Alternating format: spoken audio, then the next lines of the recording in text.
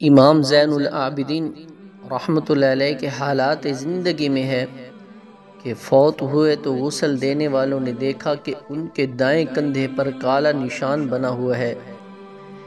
بڑے خوبصورت تھے، نازک بدن تھے۔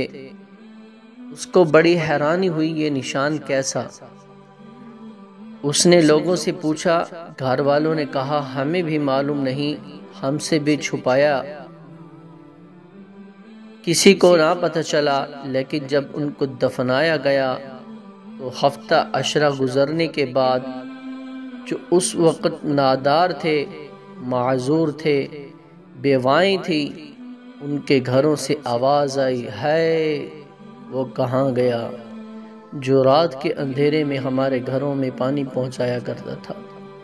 تب یہ راز کھلتا ہے کہ وہ مشک لے کر رات کے اندھیرے میں ان مجبور لوگوں کے گھروں میں پانی پہنچایا کرتے تھے، مگر اتنی خاموشی سے یہ کیا کہ زندگی بھر اس بات کا علم کسی کو نہ ہونے دیا۔